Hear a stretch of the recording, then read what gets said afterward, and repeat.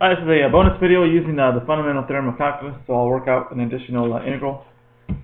And the one that looks like this, I got to go back to what the integration flow kind of was, which was, first of all, for any given integral, you want to rewrite it so you can see the exponent, so you can apply the power rule. So for this one, the way I can simplify this or break this up is, since I have two terms in the numerator, I can split this up as 1 over square root of x minus square root of x over square root of x. I can give each one its individual denominator, and I still have the same limits from 0 to 4 with respect to x. And the way I simplify this, or I rewrite this, is it's going to be x to the negative 1/2. The term is in the denominator, so it's a negative exponent, and it's a radical, so it's to the 1/2 power. Over here I'm dividing square root of x by itself, square root of x, so that just simplifies to equal 1. And again, I'm going from 1 to 4 dx.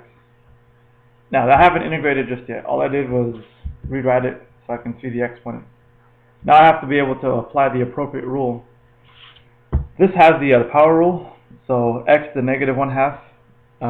I add the power by 1, so negative 1/2 plus 1 is positive 1/2 over 1/2.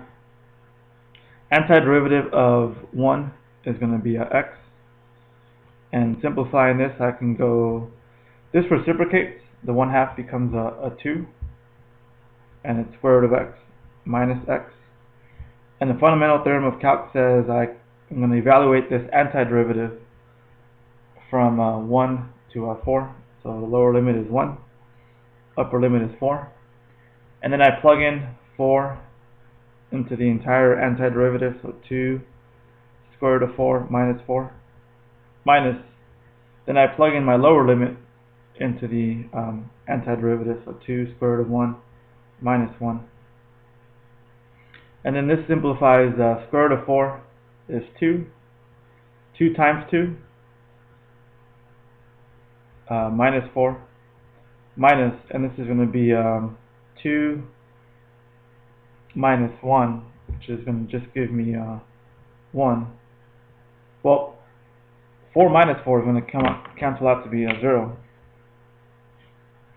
And then what I'm left with is just basically minus 1. So my integral is going to be a negative 1. So that means that the area under this curve, if I were to graph it from 1 to 4, it's going to be a negative value.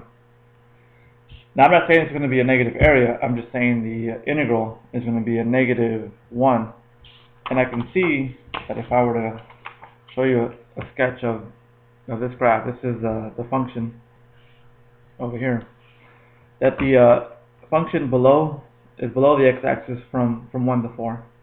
So if I draw the integral from 1 to 4, all this area is going to count or come out to be negative 1. So that kind of graphically confirms what we just did by hand. And that's it.